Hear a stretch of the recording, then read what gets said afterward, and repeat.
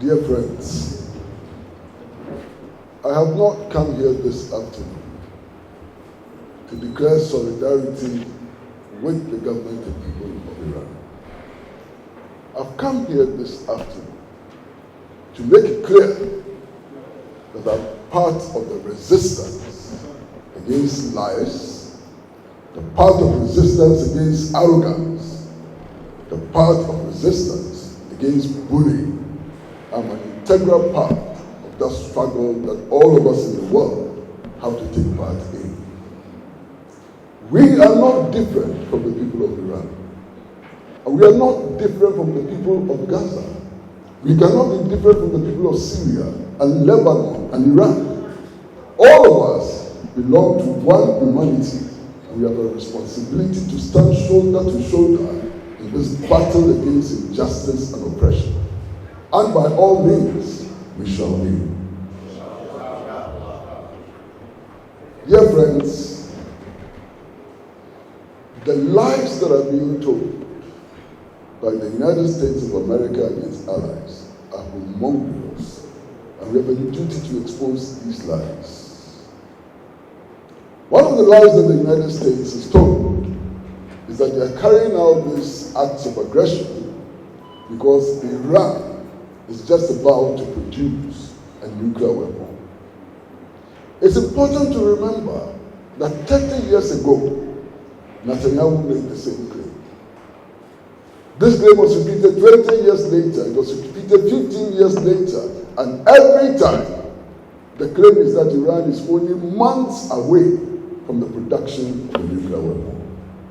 Clearly, these are lies, only intended to justify the killing of innocent people in the West Asian region. The other question that we need to ask clearly is that what gives Israel the right to manufacture nuclear weapons and to prevent others from the production of nuclear weapons? It is clear that the Iranian leadership and people have declared that they are not producing nuclear weapons and that their nuclear facilities are for peaceful purposes. But even if they were producing nuclear weapons, why not? Why is Israel able to produce nuclear weapons and others cannot produce nuclear weapons? Somebody must tell me what is in it.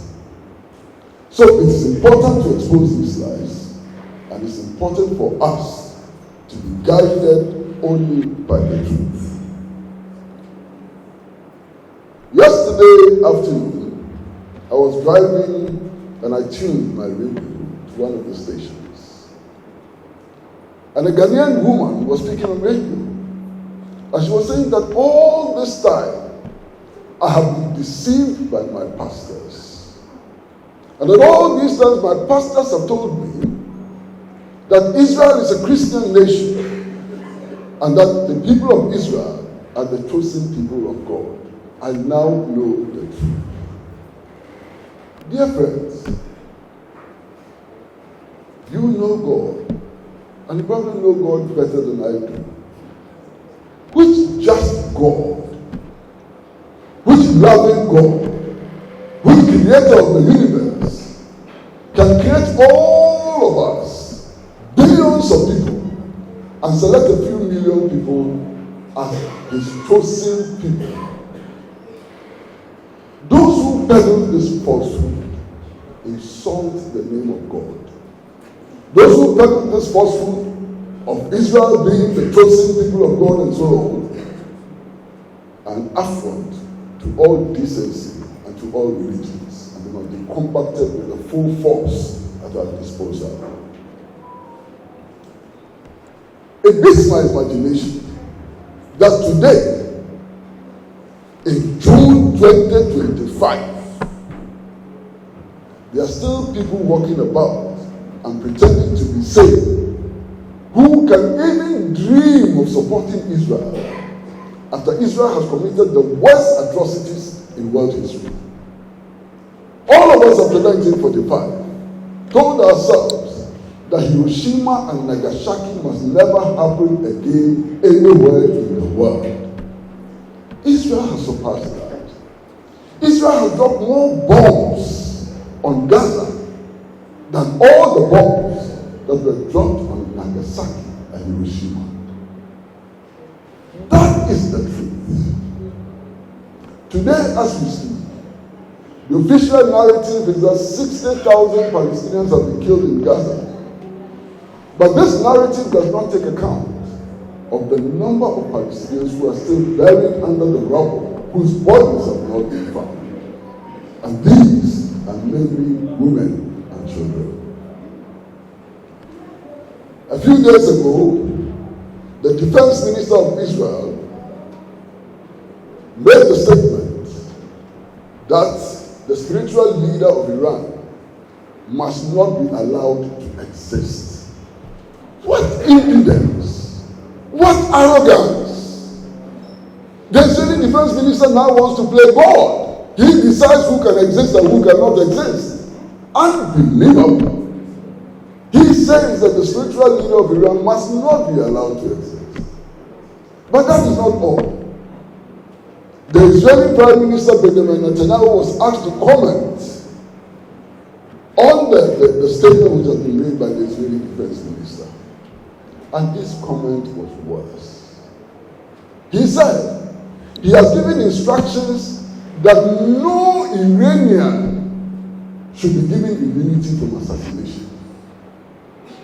My goodness, you are talking about 90 million people. We thought after 1945 that this would never happen again. In 2025, the Prime Minister of Israel looks the world in the face and says that he has instructed that no Iranian should be given immunity. The implication is that all 90 million Iranian people should be killed. If this is not a declaration of genocide, intention to commit genocide, what else can be? What else can be? Fortunately, Israel and its leaders and their supporters in the world are not God. They are not God. They cannot shape the destiny of the world, especially if we resist them. Many times I've spoken to people and they say, what can we do? We don't have weapons. We are poor people and so on. There is so much that all of us can do in these circumstances. One, we live in communities. We live in communities that do not understand the issues. It must become our responsibility to explain the circumstances to our families, to our wives, to our children, to members of the community. That is a major contribution to the struggle against the Zionists and their masters. There are journalists amongst us, write in your newspapers against what is happening and provide the true facts of the situation. There are broadcasters amongst us, let your voices be heard on radio and on television, condemning what is happening and pointing to the atrocities which are being committed by this Zionist entity. Look, we need not wait for hundreds and thousands of people to gather before we protest against this atrocity. In your community, take one placard, one man, one woman, stand in your community with a placard which says no to Zionism, just one placard. That's the contribution. On your gate, write slogans on your gate, write slogans on your walls. Every opportunity we have must be exploited to the full in order to expose the Zionist enemy and their backers. And we can do a lot more. You control what you buy. Nobody can force you to buy what you don't want to buy. When you go to the shop, make a conscious effort to avoid American goods. Goods produced in the United States of America should not be bought by us. When you go to the market, everything produced by Israel should be boycotted by us. We have the power to do all of this. And when all of these come together, the enemy will be defeated. Indeed, the enemy is being defeated already. Look at the number of people that the Zionists and their masters have killed over the years. They killed Sheikh Nasrallah from Lebanon. They killed Palestinian leaders. They continue to kill and so on. Have these killings solved the problem for them? These killings have not solved the problem for them. They can be dreaming about killing the spiritual leader of Iran. Would that solve any problem for them? It wouldn't. They've already killed close to 500 people in Iran. Has it solved any problem for them? No. They've killed more than 70,000 people in Gaza. It hasn't solved any problem for them. They killed Yasser Arafat. It didn't solve any problem for them. They killed Patrice Lumumba in the Congo. It didn't solve any problem for them. They overthrew the government of Kwame Nkrumah here. It didn't solve any problem for them. Killing will not solve any problem for them if we are united and resolute in our actions. There are also those of us who say that this would not affect us. It is happening in Tehran. It is happening in Gaza and so on. Don't let us deceive ourselves. It has affected us. It is affecting us, and it will affect us. How does it affect us? You see, the power sector in Ghana owes close to $4 billion. $4 billion. Our government decided to impose a levy of 1 cedi in order to raise the money to retire the debt so that we can continue to have electricity. As a result of this adventure by Israel, government has had to suspend the imposition of this levy. What it means is that our energy sector debt cannot be paid. Our power sector debt cannot be paid. And if our power sector debt is not paid, we will not be able to provide electricity for running our factories, for running our schools, for running our hospitals and so on. It is affecting us. It is not distant, it is affecting us. And let nobody deceive himself or herself that this war would end in West Asia. If they succeed in West Asia, they will come here, they will go everywhere. Look, only last week, the Israeli ambassador in Accra had the effrontery to insult our president and government, to talk down to our president and government. This is the Israeli ambassador in Accra, some midwit of an ambassador in Accra, telling us that if we want to be friends of Israel, we should not abide by the decisions of the African Union. That we should distance ourselves from the non-aligned movement. And that we should also distance ourselves from the Arab League. What authority does the Israeli ambassador have? But you see, beyond the question of what authority does the Israeli ambassador have, is simply that arrogance, the feeling that they can tell us what to do, the feeling that they can dictate our foreign policy to us. I am surprised that the Israeli ambassador is still walking the streets of Accra. In any decent society, he would have been sent home immediately to teach him a lesson and to teach the Israeli government a lesson that we, the people of Ghana, are proud and we will not allow the Zionists to dictate our foreign policy.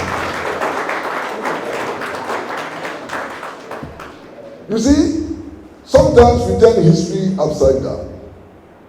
And because we turn history upside down, we are bullied, we are intimidated, we are pushed into little corners. The facts are that Golda Meir, former Prime Minister of Israel, has actually said that she was a bearer of a Palestinian passport. That for all the time, she considered herself Palestinian. And that Israel is a recent phenomenon. That is Golda Meir, former Prime Minister of Israel. But you see, let's go back into the history a little more. When the Western countries decided to facilitate the the creation of a Zionist state, they considered three places for the establishment of the state of Israel. One was Argentina, two was Uganda in Africa, and three was Palestine. Just imagine if they had established the Zionist state in Uganda, what Africa would have become today. What would Africa have become today? And the mindset which led them to want to establish the Zionist state in Africa has not gone away. It is still there. Don't forget that Israel was the number one supporter of apartheid South Africa, provided intelligence and military support to the apartheid regime in South Africa against the national liberation movements in Africa. Israel fought alongside our enemies against us. Not just our enemies, but those who said that the black man is inferior. Israel supported them against us. We should never forget that. 3 days ago, I was watching a video and I couldn't believe that this is happening in 2025. The bombs were dropping on Israel and they were running like scared rats into bunkers. And black people in Israel also wanted to go into bunkers to prevent themselves from being hit as well. And the Israelis prevented the black people from going into the bomb shelters. What does that tell you? What does that tell you? They prevented black people from going into the shelters. They have no value for black lives. Only 20 years ago, or 30 years ago, they started a campaign that there are Jews in Africa, and that the Jews in Africa are welcome to Israel and so on. And you remember the Falashas of Ethiopia and so on rushed to Israel. And I remember this vividly. A black boy who died, and they couldn't find a cemetery to bury his remains. They couldn't find a cemetery to bury his remains because he was black. Black. They couldn't find a cemetery to bury his remains because he was black. My dear friends, we've come to a very important juncture in the world. We either take action now to prevent our world from being destroyed, or we stay quiet and allow these criminals to destroy our world. We either keep quiet and allow them to decimate West Asia, to bomb us into rats, or we take action now so that we can build a new world. A new world in which all religions will live together in peace. A new world in which no child will go to bed on an empty stomach. A new world without a nuclear weapon. A new world of peace and solidarity. A new world which promotes the ideals that the great men of Africa like Kwesi Nkrumah, Modibo Keita and others have promoted. We need to build that new world. But that new world is impossible for as long as the Zionists continue to exist and continue to behave with reckless impunity. That reckless impunity must be stopped. And all of us have a role to play in stopping that reckless impunity and building that new world. Today, all of us must wake up from our slumber. All of us. All of us need to wake up and to declare to the world that we stand with Iran. No matter what happens, we stand with Iran, and victory will be ours. No matter what happens, we shall be victorious. I am confident that victory will be ours. Because everything they have done has failed. And dawn this morning they were jubilating. The President of the United States of America was claiming that the United States is the most powerful, has the most powerful army in the world. That they have armaments that nobody has.